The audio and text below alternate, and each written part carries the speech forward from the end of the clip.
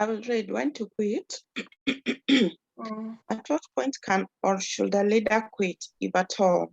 This idea just popped in my mind and I feel it is necessary to give a thought about it. I believe that a leader should stay the whole course and ensure his or her mission is well accomplished. However, we see leaders quitting quite often. This happens at all levels of leadership. It is still fresh in our minds that Theresa May, the British Prime Minister, also resigned. What should inform a leader's resignation? One, if people feel your integrity is questionable, it will be more honorable to quit and allow for investigations.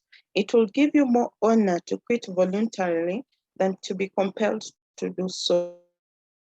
We have all seen leaders who would rather be pushed out than resign with dignity too. If the mission you are carrying out is accomplished and you have set up systems and structures that will guarantee sustainability of the fruits of your labor, this by far is the ideal circumstance to leave the office. 3. If your term is over, it is very important that you respect the people you lead and the rules of the game. Otherwise, you risk turning stale and tasteless when nobody wants to hear from you anymore. Well, when it's still exciting to continue. Yes, it might still be appealing, but you have to know you are not the only leader. Giving way for others to lead gives you time to think and refresh, win admiration, and venture into other things. Perhaps you can now write that book that will be of help to others coming after you. 5. When your efforts do not seem to bear any fruit, it means you have unreasonable opposition that does not seem to buy your school of thought, and so continuing could mean no goodwill at all, making it seem like you are forcing yourself to be the leader of the team against the will of the majority of the members.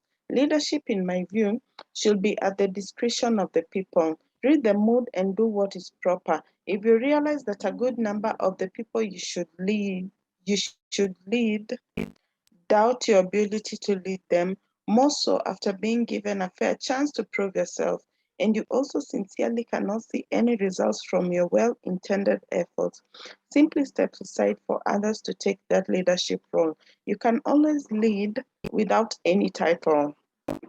While I oppose quitting when the going gets tough, I will not call any leader who resigns honorably a quitter.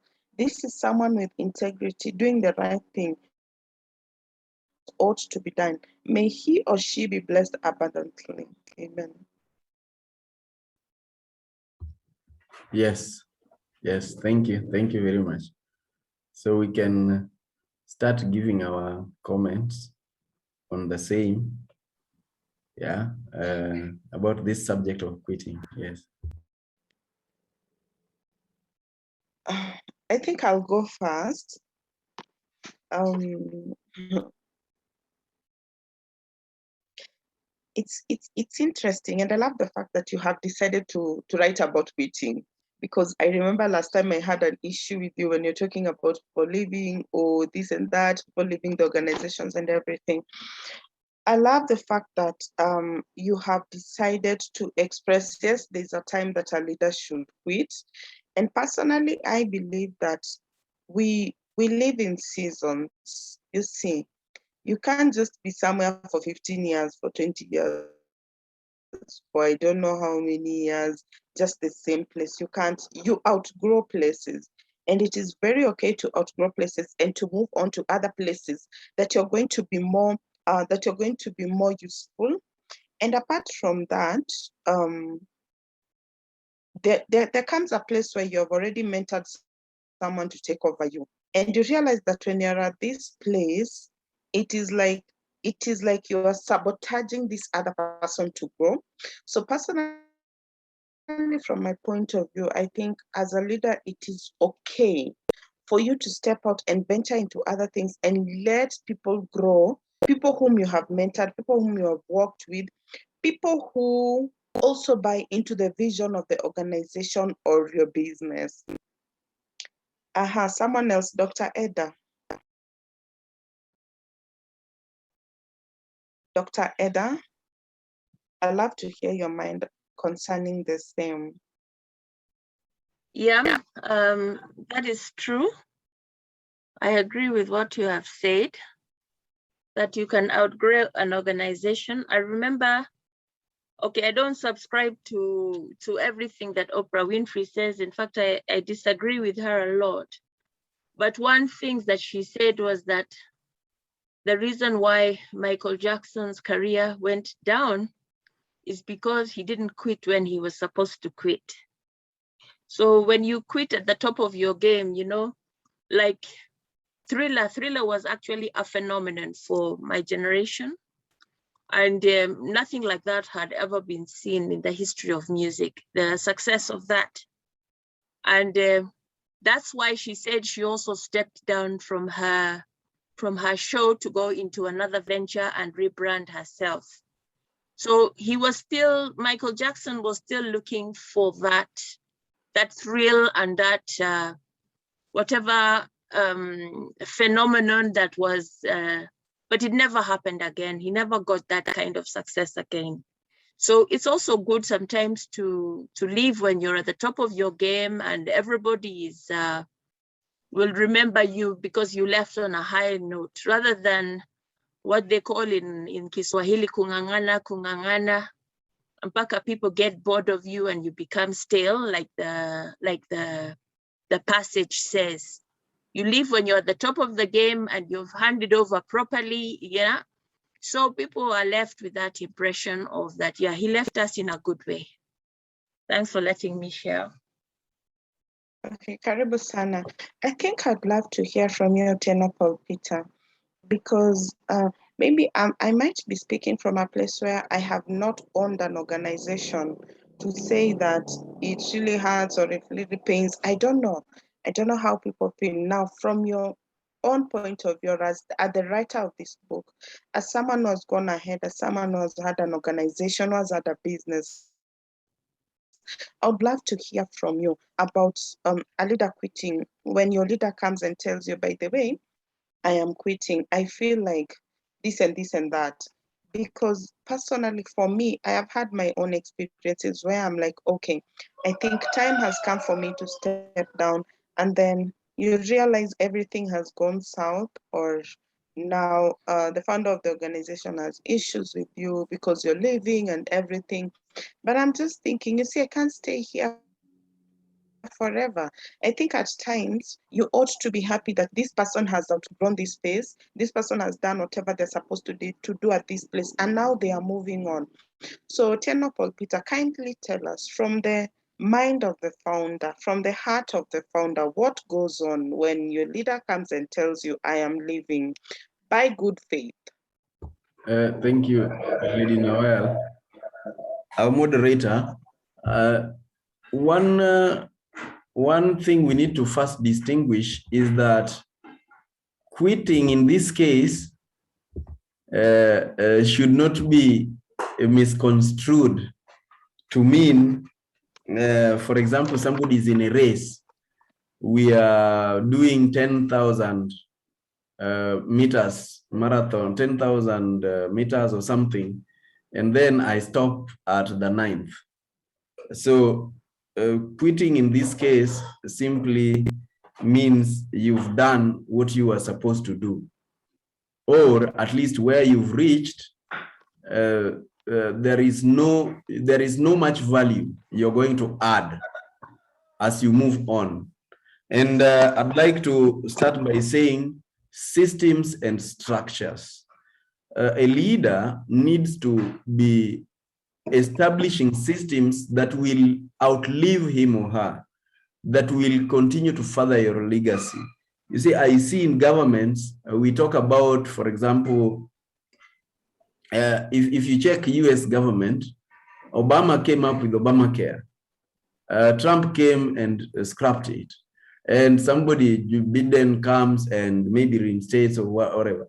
We should not have something that by the end of it, it cannot move on if it's not ours, if it's not ourselves moving it.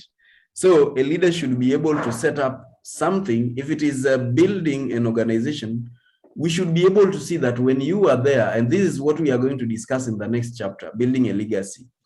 This is what you did. These are the milestones that you achieved. And when people come in, they are able to see that this was established by yourself. Most times, you'll realize that leaders just like memorial stones. This stone was laid by so-and-so. Not necessarily that they caused the project to be done, but they were called, come and launch for us this. So leaders, when we are stepping, one thing you remember, some of you who are there, that before you step into office or into a position, you need to have conceived an idea of what is it that you'd like to achieve in that particular position. You do not go there, then you start wondering, so what will we do? No, and this is what, if you are a political leader, you are able to tell people that the reason I want to be in this office is so that I can do the following. You do not need to lie about it. You just need to say what needs to be done and go ahead and do it. Just deliver the goods. So, and after doing it, it should not be something that won't be done after you. It should be something that can be perpetuated. You see, if you remember this idea of devolution in Kenya, enough people, enough leaders opposed it. But today, if you ask them, they are the biggest beneficiaries and they want it to go on. If you told them we want to go back to the unilateral system, they would oppose it vehemently. You see, so that's the type of leadership I'm talking about. The other thing is, like Dr. Eda and even Lady Noel has talked about, it's living at the apex. Some of us want to stick there. We stick there because of maybe salary, because of the park. And this is why we see presidents in certain countries do not want to leave, because they can't imagine life outside this particular position. And we see this in organizations, people who must be pushed out. This is not very interesting. You leave it when people still feel like maybe you ought to be there a little longer. And I loved the analogy of sports. This is always true. Sports people who do not identify the right place to step out do not leave a very good legacy. People don't remember much about what you did before. They will remember the point at which you ended. And this we do much in music. Remember, this book is The Making of a Symphony Orchestra. In music, we've got to know how will we end this song, at what point. And always we want to end it at a point where it's forte. It's forte. People are going to be amazed and give you a standing ovation. You did it. You are supposed to do this piece, you did it, and you've managed to do it. So that's the way it is. You asked with respect to founders or people who set up organizations from the beginning. Yes, it means you've built leaders and the organization does not identify with you anymore. And this is why most times I'm opposed to organizations that are named after people. For example, maybe I call my organization Otieno Paul Peter Limited. What happens is, no matter how much, I think it's always trying maybe to tie our name into something so that it can be furthered. But I think if you build something well enough, we do not need to know who founded what, who founded this, but your legacy will always be remembered. You build leadership that will always carry on. We've seen this in leaders who they build empires, but then shortly after their demise, everything else tramples, everything else goes haywire, and all their years of hard work comes to nothing. And this is quite critical for family-owned businesses, for people who start up organizations. We need to think succession. We think beyond our time, how will it proceed? Again, there is frustration when things are happening contrary to your values. I've seen people join government I have a friend who joined government from private sector, and she keeps getting frustrated. She keeps feeling like every good intention that she had joining is not being implemented. It's just going round and round and round and round and round. Things are not getting implemented. And she doesn't have the capacity to cause them to happen. She could just come up with the idea, wait for facilitation, request for it so that she can implement them. But things are not happening. Things in government just happen differently. And so your time there is either that you are there to earn, you are not making any contribution, or you are maybe at times compelled to do things against your own values. You're supposed to quit. That's not the right place you want to be in. You can go and find where you can be more productive. And we call that, this is a case where you look for a seed is looking for a good soil to grow, to thrive and grow. So if your environment doesn't accommodate that, remember somebody said you're not a tree. A tree is stuck. If you are planted somewhere, you cannot move to a different location. But you're not a tree, you're a human being. You can make judgments. You know, at this point, I can move to a different location. And you do not have to be sure where you're going, by the way. When it comes to quitting or moving on, you may not have to be sure where you're going. Sometimes you just jump off and move on. And I'm almost done with this comment. The other one is leadership doesn't require a title. You do not have to be in a leadership position to lead. If you're a leader, you will still lead. And I've seen this in organizations where the leader will claim that some other people are frustrating the effort, and all these people are under him or her. The idea is the one people listen to, that is their leader. So try to influence people so that they are able to move with your wave. They are able to support you. And timelines. If your time is over, just let go. We've seen the Maragas, the Mutungas. We've seen Nelson Mandela only one term in presidency. People thought maybe he would be stuck there forever. We've seen different people living when it's their time, no matter how sweet it is. That's what I would say for now. Thank you, Lady Noya. Thank you so much. I think, am I audible? Yes, you're audible, and Odhiambo Lale has a point. Okay, Odhiambo, just before I come to you, Odhiambo, I realized that it's okay. We have a problem with quitting. We have a problem with quitting. We have a problem with how people, the way people view quitting. You get me? People would rather hold on to something than quit and feel as if they are irrelevant. I read a note somewhere and it was saying you should know when to quit. Know when to quit a job, know when to quit a relationship, know when to quit. Just know when to quit, know when to leave. So I believe that in life, at some point, everyone is going to quit in a position they are at, because we are always growing. We are always growing.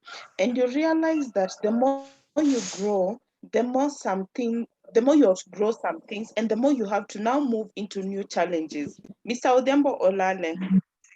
Thank you. Good morning. Good morning. Good morning. Good morning. I missed you last week. I hope you also missed me.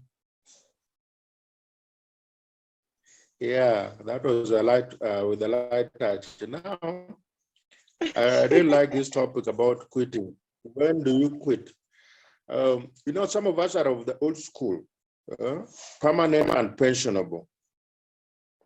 Something that the so-called millennials are not into. They have this grasshopper mentality. You want to jump here, jump there, because you're looking for the best, and you don't want to wait for 10, 20 years to get promoted. But in particular, what I liked about this topic is that it reminds me of family business. We have had very bad experiences of family businesses, as you've seen read in the media. But I think we also have a success story of a family business that was run well, and the founder director quit at the right time. This is a Rusinga school. So the founder member was one of the beneficiaries of the Tomboya airlift, and he admired Tomboya. That's why he started the school, used the name Rusinga. When age was coming up and he saw other challenges he was having with his health and all that, he started early. He put structures in place, and then he identified some of the children who are interested in supporting that project of his, and he groomed them along the way. So he had a succession plan, and since he has he passed on, the children have been running it without these issues that we're seeing elsewhere, whereby where there's a lot of family feud and the people go to court and this and that. And that takes me back to what brother talked about in the reading, and about former British Prime Minister Theresa May. There's a statement she made which at that time sounded very, very controversial, maybe even now. But I think in leadership, it is very, very important that a leader must think that there are times when you just have to quit, and there are times when you have to say what you have to say. People may not like it, but you have to say it. And the statement, the quote was something to the effect that a leader must make a decision. Whether right or wrong, you're a leader. You must make that decision. People are looking up to you. So like for her, when the time came to quit, she did not look back. She decided now, in the interest of this country and my own personal stand on this issue, I am going to quit. So quitting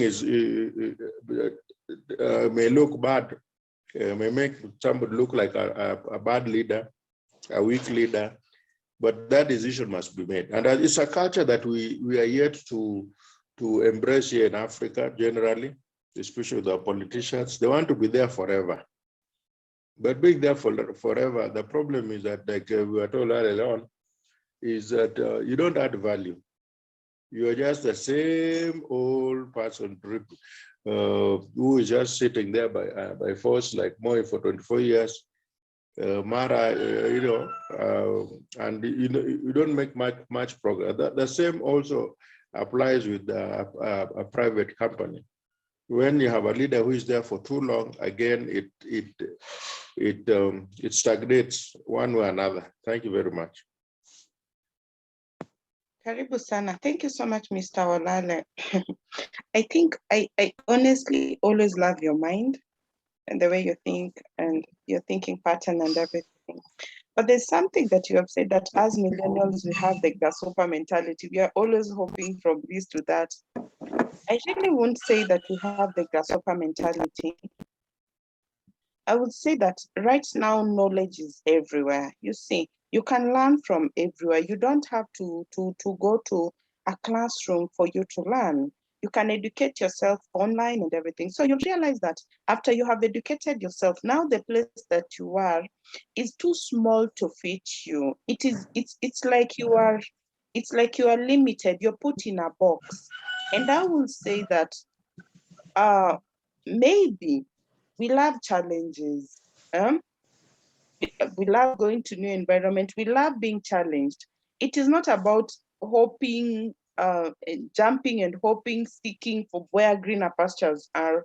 I was reading a certain story of this lady who went to university, did medicine, performed very well, and she was practicing. She was a doctor and everything, but she was so frustrated in her job, and she knew this is not where I want to be.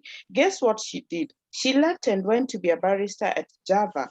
And at Java, she felt very good. She felt as if she's at home. She felt this is where I am, and this is where I'm supposed to be, and this is where I am growing from.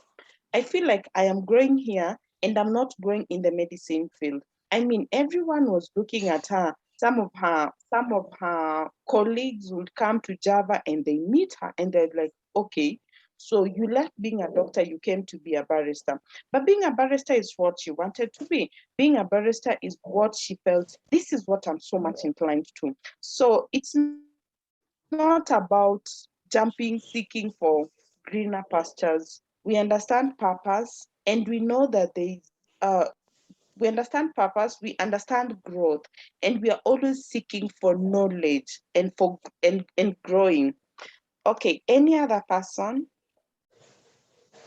Any other person? I don't want to leave anyone outside. I want all of us to talk. Good morning. David. Yes, good morning. Good morning, David. Good morning. First of all, just to apologize that it has been difficult for me to make the 7:30 every Monday. But today I decided, you know what, let me leave the other things and come in, because I think what you're doing is a great job, Paul. My own personal experience, I love this topic, and I would really love to get a copy of that book so I read it all. I had an experience about 5 or 6 years ago. We'll talk about a client who shall remain unnamed. Paul may know the client. Did some consulting work for them for 6 months. They were very, very excited. After those 6 months, they say, hey, but wait a minute.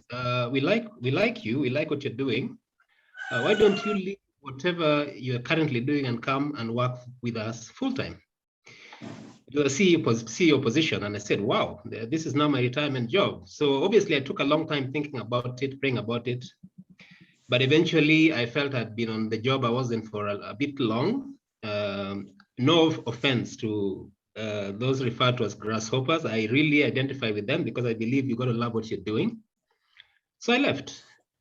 When we were in those board meetings, when I was being hired, give us your vision, tell us what you're going to do, blah, blah, blah, all that stuff. I'm sure many of you have gone through that. We all seem to be in sync. So I took the job. So taking the job, you go in there, you're gung-ho and all that stuff. You really want to do your thing because ideally you're the last man standing. The staff, all of them need to report. There's a reporting line. So you're the last man there, and then you report to the board. But lo and behold, you find that you try to do certain things, but kumbe, there are certain interests up there. So to cut a long story short, Paul, in a situation whereby you find that, yes, you're trying to work as you had indicated you do, you're a man of integrity or trying to be one, but then you find that these strings that are being pulled beyond you that really undermine the basic, just the basic tenets of honor. So in that case, how can we align or try and read something from there? Because ultimately I had to leave. But of course, it was a forced departure because that's not what I intended. My vision was very clear on what I wanted to do over a 5-year period. So let me leave it there. I'm sure it's a discussion we can have in another setting because maybe it was not for this. But I thought that let me bring it out so that we say, yes, it's good to quit. But sometimes what about if really that's not what's supposed to happen? Thank you.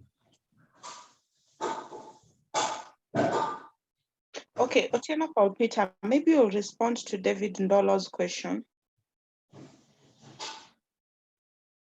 Yeah, I will. And all of us can always respond to the same questions. No one has monopoly of wisdom. And we have Ahimbi Siwe also wants to say something, and Eunice, I know will want to respond also. Okay, thank you. Good morning. Good morning. Good morning. Good morning. Can you allow me to give my comment before this? I will not be able to respond to his, but I give my comment. Okay, I'm happy to be part of this Zoom. It is my first time to be here, and also wanted to supplement on quitting, when to quit, because it is I give my little experience. As you know, I'm currently in Uganda. It's my home country, but I was in Kenya. I was in the seminary. So it was, I will give my reason why when to quit, because in most of the times people regret after quitting. When you are going to quit, for example, from an organization, from the job, your decision should be rational.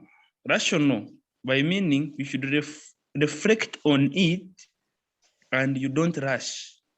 Many people always do emotional moves. That's why people, they always say that love is emotional. When you are in love, you always promise a lot of things to your girlfriend, to your boyfriend, to your children. And then after you regret, why did I promise this? because you promised out of emotional, you are not yourself. You really do not take time to think about it. So in philosophy, we studied that when you want to promise something, when you want to do something, make sure that you are sober. You are rational, upright. You decide. When you are rational, you reflect about it and don't rush to do it. Me, I was in the seminary and I decided to leave the seminary. It took me 3 years thinking about leaving. But I could first realize myself, if I leave the seminary, I go back to Uganda, how will the people take me? How will they welcome me? People would hate me, people would not love me. But I realized this is not my vocation. I love God, I serve God, because I used to come to St. Paul's every time for mass and other things. But I realized this is not my vocation. I love God, but I can try my level best somewhere. So I took my time, I reflected about it. I looked for even other options. So when I left Nairobi, immediately I enrolled for masters. I'm now doing masters in monitoring and evaluation. This one took me some time to reflect about it and also look for what will I do after here. If I leave this place, where will I go? But you see, if you make an irrational decision, you leave your job because you want to quit, you go home, get stress, you regret and anxiety. Now stress comes in, and that's when people kill themselves. I have seen, I'm sorry to give the scenario of the seminary. I have seen many seminarians who leave the seminary and get mad, get confused. They get violent in the community. Why? They made rash decisions without reasoning, without reflecting, and afterwards they regret. But if you pray, and also God's timing is always the best, pray and then you act out of your when you are sober, you cannot regret and people will appreciate you, because after all, you are not working for others, you are working for yourself. If you are not stable, if you are not comfortable, please don't stay there to please your wife, to please your friend, to please everybody, and you suffer. You quit because life is yours and you are living for yourself. If you live a regretful life, people want to know. They will just see you smiling, but when you have many wounds in you. Thank you. That is my submission. Thank you. Thank you very much. And Eunice also wanted to say something. Yeah, I just want to make a comment that usually the word quit is associated with weakness. Yeah, people tell you don't quit in life, don't quit in this. So when we look at our lives and everything we plan, I think it is also good that we also give ourselves some allowance. What if you meet a challenge, anything that can happen, that probably you said you'd quit after 5 years, then something happened drastically, or a challenge in the family or to yourself, are you able to adjust? And then do you have mentors that would also help you look at your life in all dimensions, so that humanly you would say you've done yourself well, you've done everything possible, and therefore you'll move to the next phase of your life? Because you're not quitting that you're out of the ring of life, but you're quitting in changing the position you had or the role you are playing in that place, and be able to look at it. If it is your own business, now you look at it from outside the ring, not the person doing it, and see whether did you mentor people, or are you always going to quit and rush back to the ring, especially in business, more so in family businesses. I think it is something that we also need to prepare ourselves earlier, that a time is going to come that I'm going to leave this. In our setup, not many people think about quitting per se, and that's why you get that those who retire, in the beginning, they would be given a wheelbarrow and all that. But if people thought and planned that, yes, I've gotten the day you are signing your document of accepting that job, that yes, I'm giving myself this many years, I will work, and I know I'm going to quit. So that when that time, or any time somebody says that you know you need to start thinking about when to quit, then it doesn't come in as a shock or as people not appreciating you in that organization. Thank you.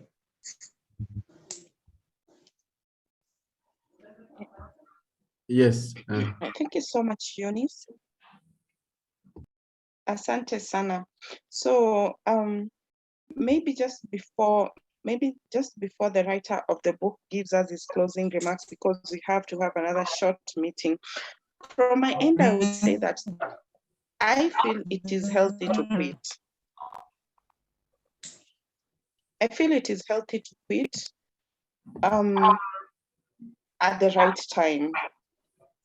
And you'll realize that, again, in life, at times the right time is now.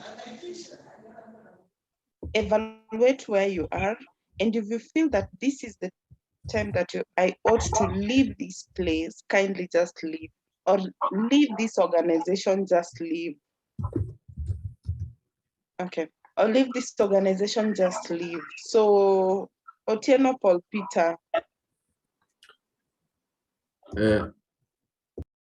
Thank you. Now, I will pick from the question that David, my friend David Ndolo asked.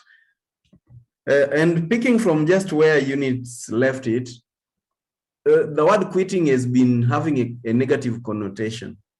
We need to always classify issues, and we need to start with the end in mind. We need to start knowing that first of all, most of us do not have solid values when we are looking for opportunities. We look for opportunities, but we say whatever is available. I've given this example a few times. When I was out of college and getting employed the first time, they asked me, where would you like to work? We have branches in Mombasa, Nairobi, wherever. I said, I can only work in Nairobi. That is where my family is. When I left that employment about 2 years later, I was given the same question. I said, I can only work in Nairobi. Why? I know exactly what I'm going for and what I'm looking for and what my terms are. Many times we would say anywhere available because we fear losing. So we need to know who are we and what do we stand for and what is it that we'd like to achieve. The drive should never be the package or the money or the title. All these things are good, but the drive should be what is it in us that we'd like to be, what brand are we building, what is our ultimate goal. And as Odhiambo said, a leader must always make a decision.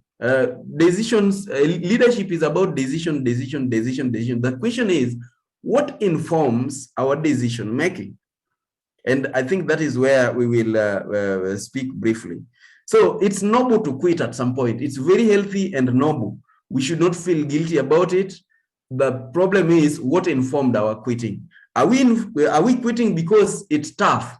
This thing is too hard for me. Then we are quitters.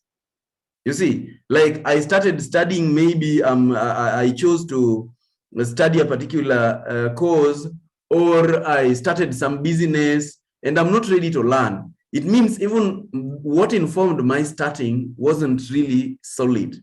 So quitting just because the going gets tough, that doesn't make a good leadership. When it's tougher, leadership is required. So we must know that what informs our quitting, and we had outlined them before.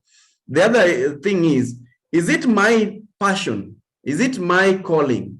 Do I feel in sync with the reason I am living? Life isn't forever. We do not need to be tied in a place where we are really not living our purpose. Jesus had to quit carpentry because that was not his calling. It was his time to live and start a ministry. So we've got to know all these. And I wanted to give these examples now with respect to what my brother David asked. You see, for example, there are jobs in Kenya that I say I may be hesitant to take because I know that there are hands involved. You know, your situation was you did not know that there are other hands that are involved. A job like EACC, Ethics and Anti-Corruption Commission, you know that you are going to be put there, but just as a puppet, because there are people you do not touch, and there are people you will touch. You are supposed to touch, and you are you are pushed to go for. You see, a job like DPP, a job like the Electoral Commission, you see, so those are, I call them some of the toughest jobs. You do not make, you can make a very good decision. You can feel like you're in charge until somebody comes and says, that is not the way it's going to happen. This is the way it's going to happen. And you feel like that's not what you stand for. So there is a noble place to quit, and do not feel, sometimes we've got to know that some doors have to close so that others can be pushed open. So we do not need to bemoan any of the decisions that we make. The other thing that, the other bit that I wanted to bring out is the reason, what informs our decision to quit. What is it that informs our decision to quit, or any decision that a leader is making? We discussed this at some point back, but sometimes it's not logical. It doesn't have to make sense, because God speaks to us now, being spiritual. God speaks to us, people like Noel, who knows that God speaks to people. God told me, God, I hardly say that because I really don't know when God is telling me. But I believe that it's through the heart. Yeah, you feel it in your heart that this is the right direction. This is what needs to be done. And that is where you make a decision that might not even be logical. You ask your family, they say, so where will we live? So what will we do? You ask somebody else, you ask your friends, they say you are out of your mind. But deep inside you, you feel compelled to do just that. Peter told Jesus, you're out of your mind. Ebu, come here aside. What are you talking about? That you're going to die. But you are the king of the Jews. You are the king of Israel. You see, these things don't make sense, but that's the way it should be. So we need to listen to our instinct, our guts, our intuition, our conscience. You see, like I love saying that three things don't hardly mislead us: our heart, our conscience, our instinct. You see, when we listen to that, we will know this is not where I want to be. This is not what I want to do. I want to go somewhere and find something else to do. And most times you do not have to know exactly what is going to happen. You just trust in the Lord being your shepherd. If you have got to use that one, you've got to trust in the divine direction. So quitting in this sense, we mean you are not of value, you're not adding any value there, and you feel it, you feel empty. You feel that whatever you're pursuing is not of any benefit, or you've accomplished the task that you are coming for. Let's say you are an accountant and you came into an organization and you just wanted accounting system to be straight. It's already established, everything is working. You've done your part. You can go do it elsewhere. And the other thing is, as leaders, in order to prepare us for quitting, if we are very instrumental, like my brother Odhiambo had said, we need to develop leadership. We need to develop capacity so that we are not going to leave a gap. We are going to leave a challenge that somebody now feels he is fitting into that shoes. And you are still there, as Eunice was saying, to be able to mentor, to guide people when they are walking that path. And I remember this when I was chair for our students' choir. We formed a team that comprised people who were chair before, and they would come and loan their wisdom to us, help us to make decisions, because you do not need sometimes to reinvent the wheels. So we need to be able to form that board, to form that think tank, to form that mentorship group. We did the same thing when I was in a chairman for Chiromo community. You see, you think in terms of when you're going to quit, what state are you going to leave this community if you are that instrumental? You build leadership and you know my quitting, and you better quit early so that you see that transition, you're able to help them manipulate, and so they are able to walk the ropes much better, even when you're still there. And that is it. A leader is this leader who makes himself or herself irrelevant over time. Thank you for that. It's past the hour by 2 minutes. And Lady Noel, what do you say? David, did that And by the way, get to know it's always welcome. All the questions are welcome. We always address them. We always try as much as possible to address them. Did that move towards the answer you were seeking for? I'm glad that you've responded and that you see it's out there. What I like is that it's possible to open up and also look at what else that we may be missing. So as far as I'm concerned, I'm glad that you reacted to that question, and obviously we are still in this journey together. Thank you very much. Thank you.